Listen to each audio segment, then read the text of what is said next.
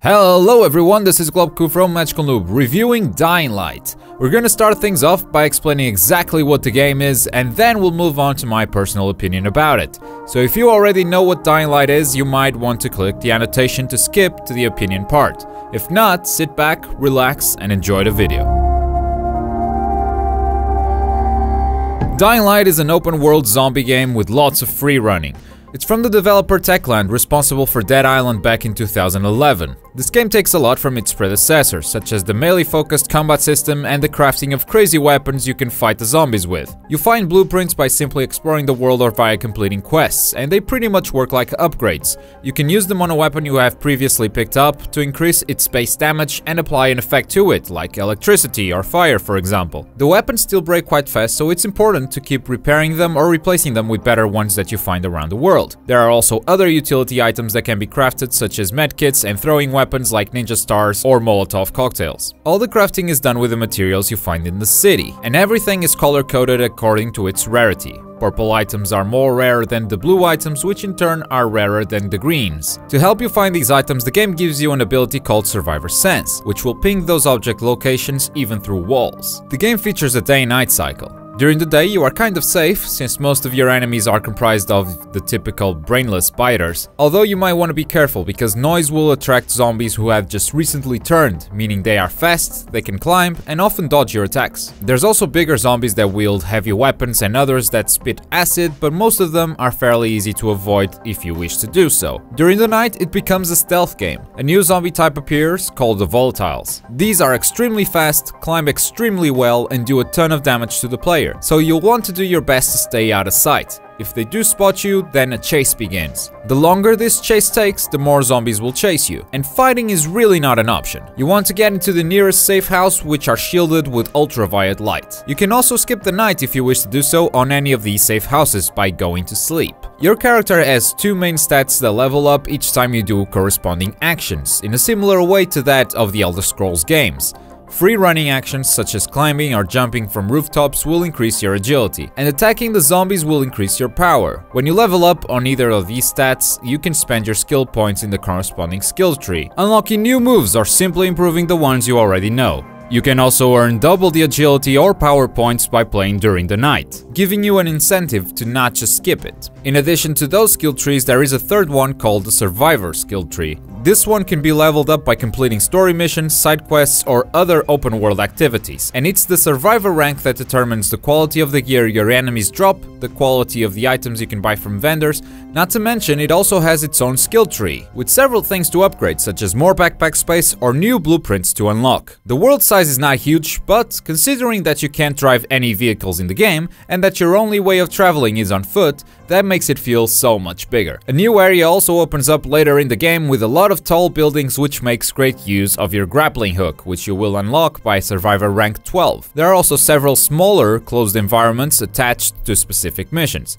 And speaking of, there are tons of activities you can do on the open world. At any point, you can put your main story quests on hold and free roam for as long as you please. As you walk around, dynamic events will pop up. These consist of airdrops, which you might get uncontested if you're fast enough, or you might have to fight an opposing faction of survivors for its contents. There will also be opportunities to save citizens in distress, be it from zombies or from ill-intended humans. Besides these dynamic events, there are also tons of side quests to keep you busy, and of course, free roaming also means leveling up your skills, finding blueprints, and more crafting materials. Aside from the initial prologue, the whole game can be played with up to 4 players. You can use the in-game matchmaking to join someone's game, join a private friends-only game, or even set your privacy to offline if you wish to play alone. The same settings apply to the PvP mode, Be the Zombie. Any player can become the zombie with its own talent tree and invade other people's games, which means your game is also vulnerable. From the eyes of the zombie, your goal is to kill the human players as they try to destroy several zombie nests that spawn as soon as you invade them. You play as Kyle Crane, voiced by the amazing Roger Craig Smith, and you start the game by dropping in the fictional city of Haran via parachute. You're not one of the locals, you're an agent who's gone undercover into the city to complete an assigned mission. Haran is the epicenter of the zombie apocalypse, which broke out as the Olympics were about to take place, which explains why everyone is so damn good at climbing buildings. They are all freaking Olympians.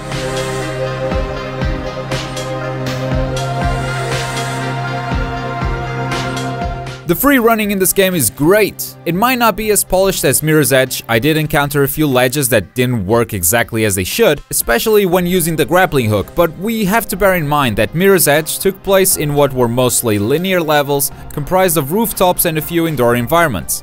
Dying Light takes it to a whole other scale, since you can do it anywhere in the world. It is unprecedented in the way it handles movement in an open world environment. Combat is very similar to Dead Island, and I must say I didn't really like it in Dead Island. Mostly because every weapon has a number attached to it, and that number determines whether you can kill a zombie with 3 blows to the head or with 5 blows to the head. And more often than not, it would become unrealistic how many hits a zombie could take before going down. Dying Light still has those weapon stats, but the combat got a lot more interesting. One of the first skills you unlock is the ability to dodge, which immediately makes the combat a lot more mobile. And each skill you unlock makes it more and more interesting. There are also a lot more ways to kill zombies than simply bashing them on the head with a hammer over and over.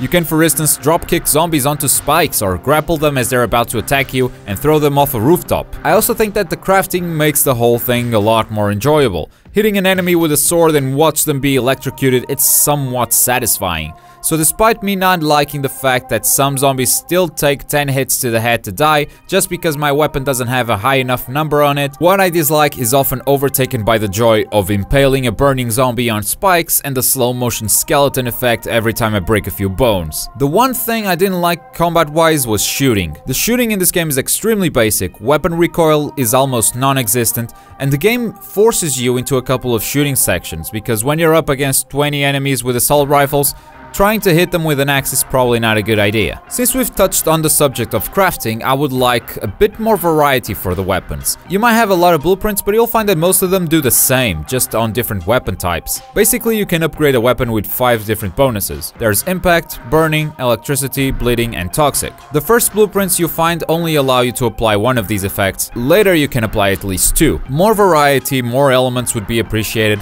but I must also say that the ones that are in place are very satisfying to use. In terms of gameplay mechanics, I don't have any major complaints. I think what they have in place works great and is very enjoyable to use. I was a little bit disappointed with the nighttime though. It was supposed to be this super tense environment, but all it really does is restrict the player. You are forced to stealth around and find alternate routes to circumvent the volatiles. It pretty much takes away all that's fun about Dying Light. Killing zombies in different ways, exploring the city and doing quests just becomes more troublesome, and if you get spotted, you'll have to run to the nearest safe house, which only prolongs the mission you're on. But my main problems with this game lie somewhere else. For instance, the side quests. There are tons of them, and not many of them are enjoyable or even interesting to do. The characters in the side quests are very poorly written in general, and they give you tasks like going to a place and retrieving an item. The grand majority of the side quests are mind-numbing. They are put into the game simply to extend the time you spend with it. And I would recommend that you stay away from these, but some of these quests actually have great rewards. They have some of my favorite blueprints, so it's really a shame that not a lot of effort was put into these. The main quests do not suffer from this sin. Their activities are usually interesting. They also take you to different scenarios very often, like inside a school or a zombie arena. Environments that you wouldn't be able to experience outside of the story setting. So from start to end, I was very entertained, at least on the mission side of things. Without spoiling anything, if we talk about the story, I wasn't that entertained. Because this is a zombie game, it's gonna throw you a lot of zombie cliches, which I wasn't a fan of. I also found the character that you play as extremely boring.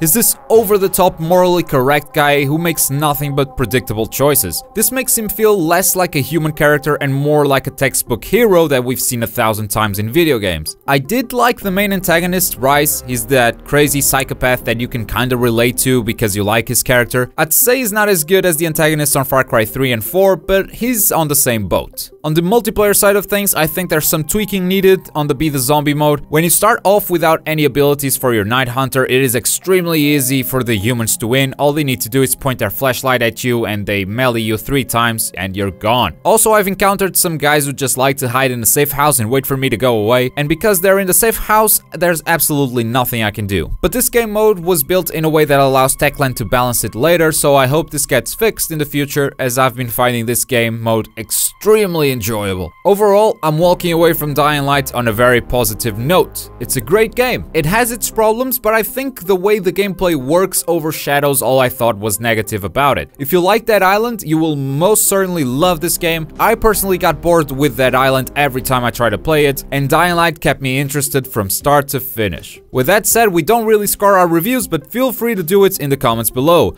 Have you played Dying Light yet? What are your thoughts so far? Let us know, and while you're down there, click that like button and subscribe for more gaming goodness. I've been Globku. Take care, everyone. See you next time.